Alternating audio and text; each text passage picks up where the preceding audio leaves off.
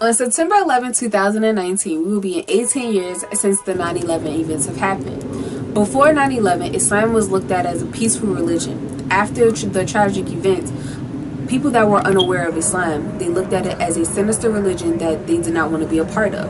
Before, they looked at it as a religion that they were interested in and wanted to be a part of.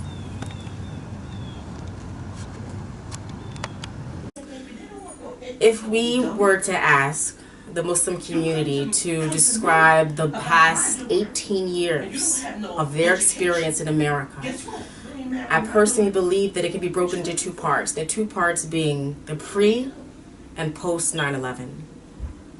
There's the Muslim experience in America before the September 11th attacks, and then there's the experience after.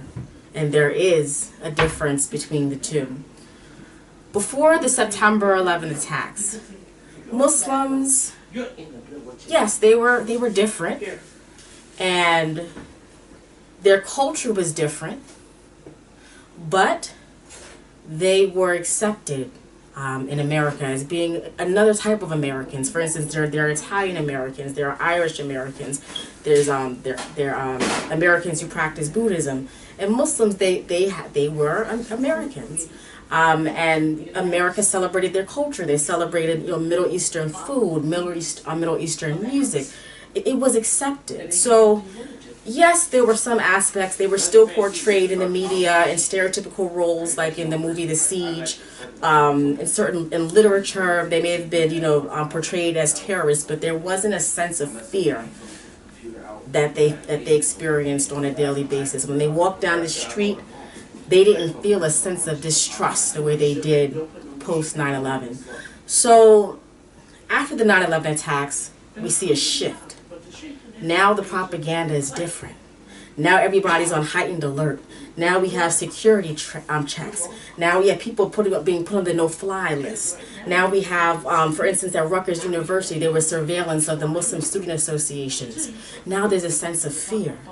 And there's a sense of distrust that's being fueled by the media. It's being fueled by films. It's being fueled by this new concept called Islamophobia.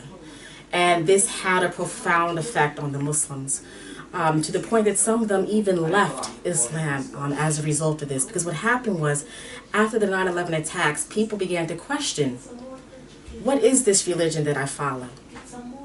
I'm walking down the street and I'm turning on the TV. I'm walking down the street, people are calling me names. I'm turning on the TV, they're saying Islam is a religion of hate. So some Muslims, they begin to question, is this the truth or not? Some people, women, they came out of their veils, their hijab, we call them, the himars, the niqabs, which is the face veil. They came out of their covering out of fear, because now they're being targeted. So some people left the religion of Islam, and some people didn't necessarily leave, but they said, you know what, maybe it's best if I just hide it. So we saw instances of people who covered, taking off their Islamic garb out of fear for their safety. We saw certain people that did leave the religion because, just like the media was portraying it, they began to associate Islam with the hateful attack that took place on September 11th. So we did have that. But also on the flip side, once that happened, more people became interested in Islam. More people began to question, what is this religion about?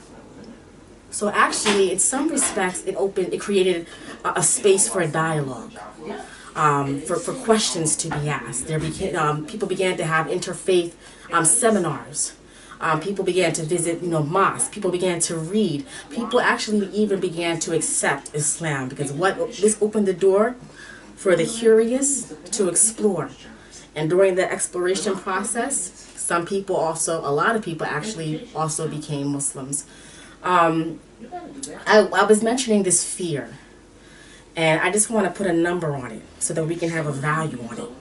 There was a 2002 FBI report, and according to that report, attacks on Muslims was up 1,600% since the 9/11 attacks. It increased 1,600%, 5 times more than the amount of than the amount of attacks or assaults or the instances of people being harassed, 5 times more than before the September 11 attacks. So we have, when we look at everything together, this pre 9/11 and this post 9/11 experience, we can see both negative experiences and we can also see positive experiences. It's not over though. It's been 18 years since the attack. And actually, I feel like we're taking a step back. I feel like this sense of disunity that right now we have in America. We have, different parties are going against different parties. There's racism is now on the table again. So now again we have distrust and we have fear, not just for the Muslims but for other minority groups as well. But definitely, and as a Muslim myself, living this experience and walking through life, experiencing it, I feel in some ways that we're taking a step back. We just had this horrific attack in New Zealand. Horrific. Somebody went into the mosque and killed 50 people. In some respects, again, if you look, there's dialogue. There's an outpouring of support. But on the flip side, some people are saying good. They got what they had coming. So now again, we have two sides. So there's the pre 9/11 and there's the post 9/11 and the saga, and it continues. And the question is, where will it end, and where will it lead us to going into the future? One of the main